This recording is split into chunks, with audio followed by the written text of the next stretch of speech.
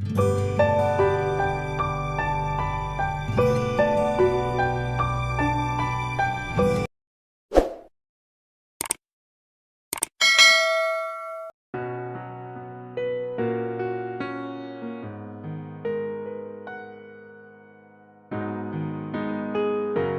बच्चों, हम लोग इसके पहले देख चुके हैं साइकोलॉजी चैप्टर क्लास 9 के बच्चों के लिए। और यह साइकोलॉजी चैप्टर में अब प्लांट सेल और एनिमल सेल तथा उनके डिफरेंट ऑर्गन्स को आपने देखा है। यह ऑर्गेनेल्स की चर्चा की है आपने।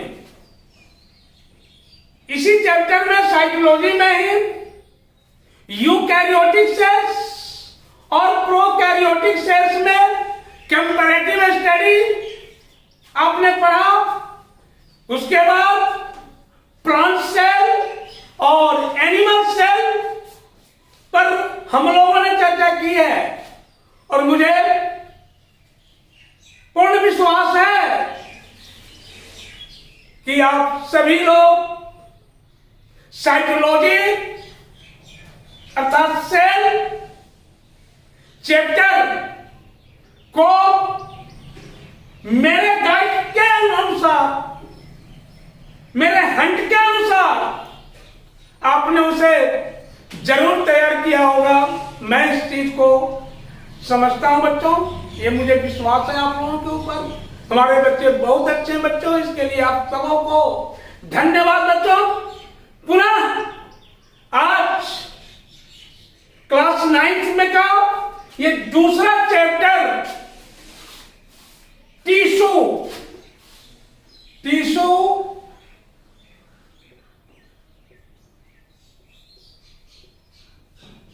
अंग्रेजी में टिश्यू और हिंदी में उत्तक। तो टिश्यू से एक शब्द है बच्चों related, histology. Histology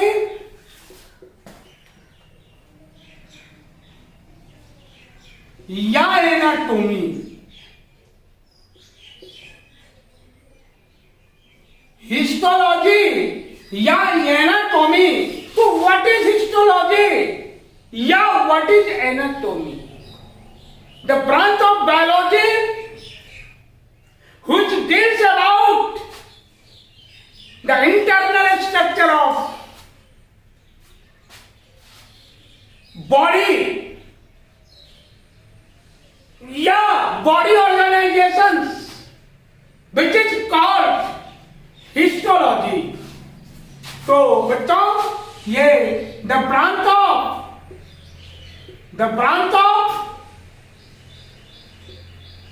biology which deals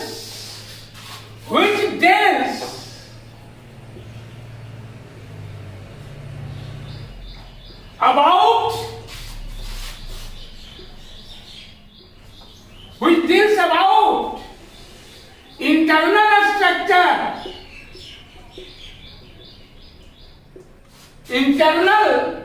structure of body called anatomy या हिस्टोलॉजी। हिस्टोलॉजी बच्चों याद रखोगे, बॉडी के इंटरनल ऑर्गेनाइजेशन का स्टडी करने वाला ब्रांच हिस्टोलॉजी या एनाटॉमी कहलाता है। हमने पहले ही बताया है आपको कि our body is like as a machine. Our body is like as a natural machine, artificial machine नहीं बच्चों, नेचुरल मशीन।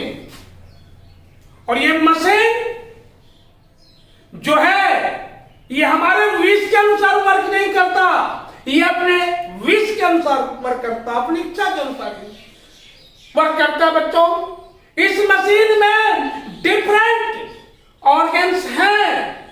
जैसे आर्टिफिशियल मशीन में डिफरेंट कल पुर्जे होते हैं, उसी तरह से आपके इस नेचुरल मशीन में भी डिफरेंट ऑर्गन्स हैं बच्चों।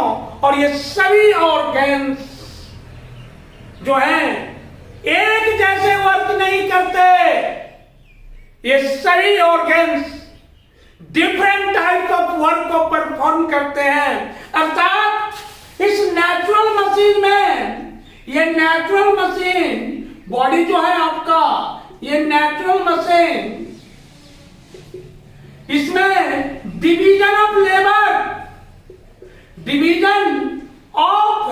लेबर, श्रम विभाजन की क्रिया होती है बच्चों। दैट मीन्स ऑर्गन्स वर्क या acts different types of function, different organs performs different functions. That is different organs perform different function. उसी को हम बच्चों क्या कहेंगे? डिवीजन ऑफ लेबर या श्रम विभाजन। जैसे मेरे प्यारे बच्चों, आपके बॉडी में लंग्स है, लंग्स का काम है O2 टैक करना, CO2 को एग्जिट करना, निकालना। ये दूसरा वर्क नहीं करता। आपके बॉडी में हार्ट है, ये ब्लड सर्कुलेशन का काम करेगा, न कि ये एयर लेने का काम करेगा। ये आपके बॉडी में ब्लड को सर्कुलेट करेगा। ये अगर वर्क नहीं करेगा तो आपके होल बॉडी में, होल ऑर्गन को ये ब्लड नहीं मिलेगा। ये सेंट्रल पंपिंग ऑर्गन आपका है, केंद्रीय परिवहन तंत्र। उसी तरह से आपके बॉडी में किडनी है, इसका काम है ब्लड को ड्रेन करना, ब्लड को फिल्ट्रेट करना। और फिल्ट्रेट ब्लड को क्या करता है बच्चों, जानते हो?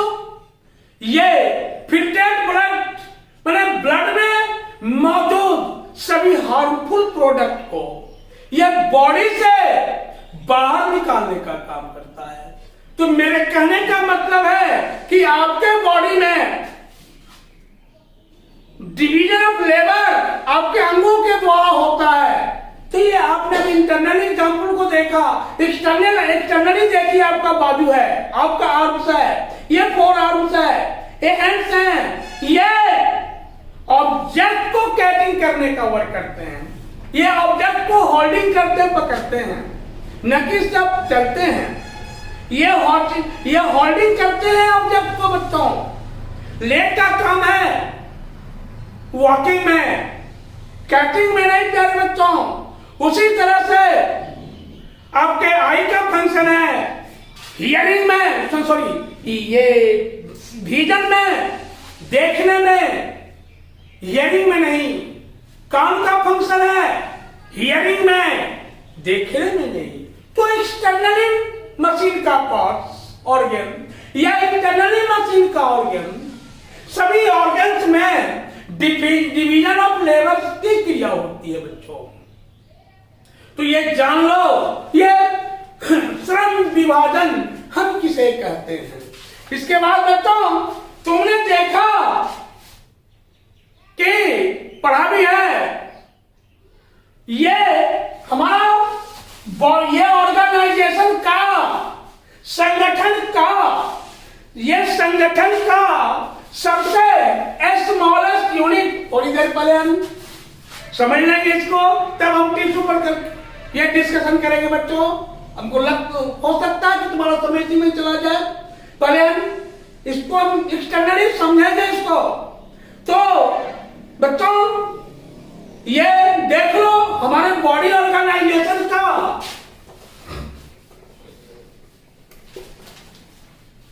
शरीर संगठन का, ये बॉडी ऑर्गेनाइजेशन का स्टार्ट। बच्चों ठीक है, तो अब हमको देखना है, हिस्टोलॉजी तो हम देख चुके हैं, और टिश्यू पर डिस्कशन करने से पहले हमें ये जानना चाहिए बॉडी ऑर्गेनाइजेशंस को। इसके पहले हमने देखा डिवीजन ऑफ लेबर, तो बॉडी ऑर्गेनाइजेशन हम देखेंगे बच्चों, तो हमारे organisation different layer of body organisation. तो हमारे ऑर्गेनाइजेशन का देख लीजिए, इनिशियल लेयर, प्रारंभिक लेयर स्तर, स्मॉलेस्ट यूनिट। आपने पढ़ा है cell is the smallest unit of body, but here some things are also smallest unit. अब देखिए ये एटम, एटम बच्चों जिसे हम बोलते हैं परमाणु, आपने नाम सुना होगा, पढ़ा होगा। पदार्थ का वो स्मॉलेस्ट मॉलिक्यूल्स जो फ्री स्टेज में नहीं रह सकता है बट केमिकल एक्शन में भाग लेता है, दैट इज कॉल्ड एटम्स। तो बच्चों आगे पढ़ेंगे आप एटम्स का फंडामेंटल स्ट्रक्चर। तो आइए अब एटम्स से क्या बनता है, कई एटम्स आपस में मिलकर ये मॉलिक्यूल्स बनाते हैं बच्चों, मॉलिक्यूल्स, मॉलिक्यूल्स। और ये लाइट का सबसे स्मॉलेस्ट यूनिट, ऑर्गेनाइजेशन का सबसे lowest unit atom, atom for molecule. और बच्चों ये मॉलिक्यूल के बाद ये मॉलिक्यूल चेंज होकर के सेल बनाता है। आपने पढ़ा है cell is the unit of body which form different functions. Cells also forms body cells and take part in different functions बच्चों। तो इसलिए उसको हमने कहा है cell is the structural and functional unit of body. और अब ये मॉलिक्यूल से बन गया सेल, और सेल से बच्चों बनता है टिश्यू, टिश्यू जिसे हम पढ़ेंगे इसी सेकेंड लेसन में, अध्याय में, चैप्टर में हम पढ़ेंगे। टिश्यू उत्तर समान कोशिकाओं के समूह जिनकी उत्पत्ति समान होती है, जो समान कामों को परफॉर्म करती हैं, संपादित करती हैं, पर टिश्यू कहलाते हैं। टिश्यू या उत्तक कहलाते हैं। Tissue is a group of cell which perform similar function and which has similar origin। और बच्चों टिश्यू चेंज होकर के ये ऑर्गन बनाते हैं, ऑर्गन, अंग। ये टिश्यू चेंज होकर के ऑर्गन बनाते हैं बच्चों।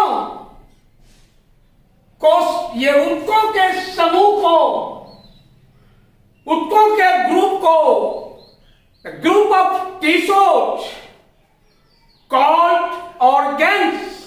और ये कई ऑर्गन्स मिलकर के बच्चों ये organ system, organ system, organ system या अंग तंत्र का निर्माण करते हैं। अंग तंत्र जैसे आपके बॉडी का ये ऑर्गन सिस्टम थोड़ा जानो, तुम जानना चाहिए। इंटेगुमेंट्री सिस्टम, इंटेगुमेंट्री सिस्टम, इंटेगुमेंटरी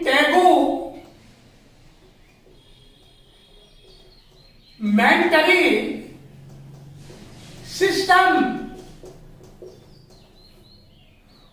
दूसरा system skeletal system. Skeletal system बच्चों। तीसरा system digestive system.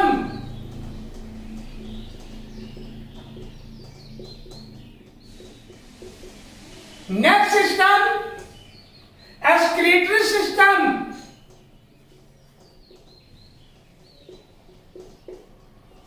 Excretory system, इसके बाद respiratory system,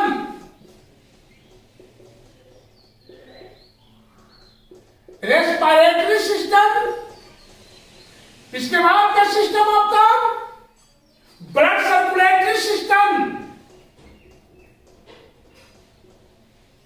blood circulatory system,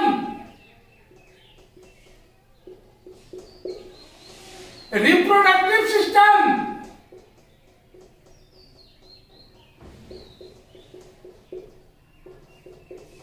reproductive system, उसके बाद दोस्तों आपका यूरिनोजेनाइटल सिस्टम, यूरिनोजेनाइटल सिस्टम, माने मेरे कहने का मतलब है ये ऑर्गन जो हैं आपस में मिलकर डिफरेंट टाइप के ऑर्गन सिस्टम बनाते हैं बच्चों, जिससे ये बॉडी फॉर्म्स होता है। ये बॉडी और कई अंग ये मिलकर के मेरे प्यारे बच्चों एक इंडिविजुअल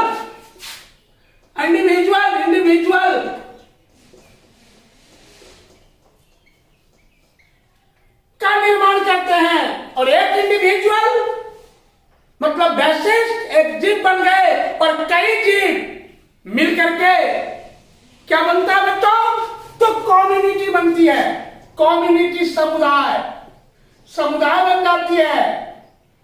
कम्युनिटी ये समुदाय बन जाता है और ये समुदाय डिफरेंट समुदाय combined with each other and form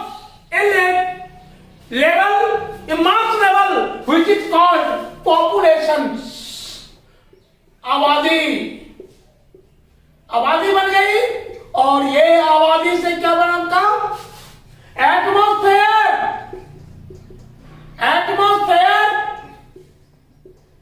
और ये एटमॉस्फेयर आपका कई एटमॉस्फेयर के मिलने से आपका बायोस्फीयर, बायोस्फीयर जिसको आप जीव मंडल कहते हो बच्चों। और जीव मंडल में दो तरह के जीव हैबिटेट होते हैं। एक जीव होता है Chiple, two types of organism, plants, और दूसरा एनिमल्स, ये एनिमल्स, और तीसरा आप जानना चाहोगे तो ये भी जान लो ऑर्गेनिजम्स। लेकिन ऑर्गेनिजम्स इसमें नहीं देना चाहिए, कोई जरूरी नहीं। हम ग्रेडेशन लेवल को देख रहे हैं, हम ग्रेडेशन लेवल को देख रहे हैं, इसलिए ऑर्गेनिज्म की आवश्यकता नहीं है। ये micro organism, sorry micro organism. तो बच्चों ये प्लांट्स, अब इसको हम यहां से लेंगे तो और यहां तक लाएंगे लाइफ का, तो ये लोअर ग्रेडेशन लेवल, ये जीवन का लोअर स्तर, lower gradation, lower gradation level of life, level of life. ठीक है बच्चों। और आप कम्युनिटी से लीजिए और बायोस्फीयर में आ जाइए तो higher higher higher gradation of life, gradation of life, higher gradation of life, जीवन के उच्च स्तर। तो दो तरह के स्तर, जीवन के लोअर स्तर, लोअर ग्रेडेशन ऑफ लाइफ, और हायर ग्रेडेशन ऑफ लाइफ। तो देख लो बच्चों ये एटम कितना वास्ट थिंग्स का निर्माण कर लेता है। ये एटम से हम लोग भी निर्मित हैं, क्योंकि ये एटम मॉलिक्यूल बनाता है, इसी मॉलिक्यूल से सेल बनता है। आपने पढ़ा है सेल, ये एटम में आपने सेल में पढ़ा था, याद होगा आपको, प्रोटोप्लाज्म। प्रोटोप्लाज्म आपने चैप्टर में पढ़ा है, इससे अगले वाले चैप्टर, पिछले वाले चैप्टर में आपने पढ़ा है प्रोसेस, उसमें प्रोटोप्लाज्म पढ़ा है कि physical basis of life, physical basis of life बच्चों, बेसिस ऑफ लाइफ, जीवन का भौतिक आधार से जो है वह जीवन का भौतिक आधार बच्चों। तो ये परमाणु अणु, इसके 3 फंडामेंटल पार्टिकल्स, चिपली इसके 3 फंडामेंटल पार्टिकल्स। पहला पार्टिकल्स इलेक्ट्रॉन, दूसरा पार्टिकल्स प्रोटॉन और तीसरा पार्टिकल्स न्यूट्रॉन। और ये एटम्स का जो है आपका ये निगेटिव मॉलिक्यूल्स, ये निगेटिव मॉलिक्यूल्स, ये प्रोटॉन एटम्स का पॉजिटिव मॉलिक्यूल्स और ये न्यूट्रल मॉलिक्यूल्स, न्यूट्रॉन जो है यह न्यूट्रल मॉलिक्यूल्स। आप केमिस्ट्री में पढ़ोगे, फिजिकल केमिस्ट्री में आपको पढ़ाया जाएगा ये 11 12 में, और 10th में ये आपका ज्वाइंट क्लास में ये बताया जाएगा एटम्स में। एटम्स में बताया जाएगा कि इसमें चिपली 3 पार्टिकल्स इलेक्ट्रॉन, प्रोटॉन और न्यूट्रॉन और 3 पार्टिकल्स के चार्जेस जो होते हैं वो डिफरेंट टाइप्स होते हैं, एक जैसा चार्जेस नहीं बच्चों। तो यही जो है एटम, देखो ये क्रिएशन किया, जीवों का क्रिएशन, जीवों का सृजन, माने that means it takes part important role in creation of life. Life के क्रिएशन में एक बहुत बड़ी भूमिका निभाते बच्चों। एट फर्स्ट हम लोगों का जो था स्टेज, ये एटॉमिक स्टेज में हम लोग थे, और वही आगे चल करके हम हायर एनिमल्स, विवेकशील एनिमल्स, मैंने सभी प्राणियों में चेतन, सबसे काबिल, होशियार, ड्यू टू, और इस हम सबका ये इनिशियल फॉर्म जो होता है वह एटम्स ही है बच्चों। तो ये लाइफ के 2 ग्रेडेशन लेवल, एक लोअर ग्रेडेशन लेवल और एक हायर ग्रेडेशन लेवल। और ये हमारा बॉडी जो है कि कई ऑर्गन सिस्टम से निर्मित होते हैं बच्चों, जिसमें कुछ मुख्य ऑर्गन सिस्टम जो है ये इंटेगुमेंट्री ऑर्गन सिस्टम, इसका संबंध होता है, बता सकते हो बच्चों इंटेगुमेंट्री सिस्टम का संबंध स्किन से। क्या अगर आपके बॉडी का सबसे लार्जेस्ट सेंसरी ऑर्गन है तो आपका स्किन है। Skin is the most largest sensory organ of your body या ऑफ आवर बॉडी।